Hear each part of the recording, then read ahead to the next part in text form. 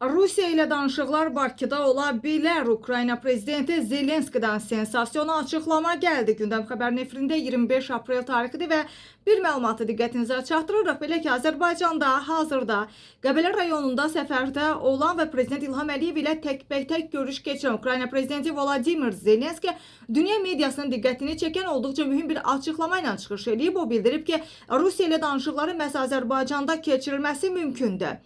Qeyd eləyək ki, bu bəyanat 2022-ci ilin fevralından bəri davam edən və yüz minlərlə insanın həyatına son qoyan Rusiya-Ukrayna müharibəsinin fonunda yeni diplomatik mərhələnin başlaya biləcəyinə işarə kimi qiymətləndirilir. Qeyd eləyək ki, Müsavat.com-un yanaşmasına görə Zelenskinin Bakını danışıqlar platforması kimi irəli sürməsi təsadüfi deyil. Bu bir tərəfdən Ukraynanın münaqişəsinin siyasi diplomatik yolla həllinə açıq olduğunu göstərir. Digər tərəfdən isə Azərbaycanın beynəlxalq vasitəçi kimi artan nüfuzunu ortaya qoyur.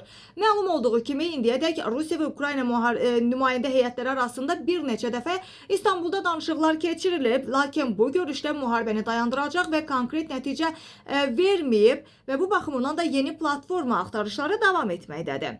Müsavat.com hesab eləyir ki, Bakı bu baxımdan ən uyğun və etibarlı platformalardan biri hesab olunur və Azərbaycan həm Rusiya, həm də Ukrayna ilə balanslı münasibətlər saxlayır. Prezident İlham Əliyevin həm Zelenski, həm də Vladimir Putinlə münasibətlərinin yüksək səviyyədə olması isə bu təşəbbüsün reallaşma ehtimalını da artırır.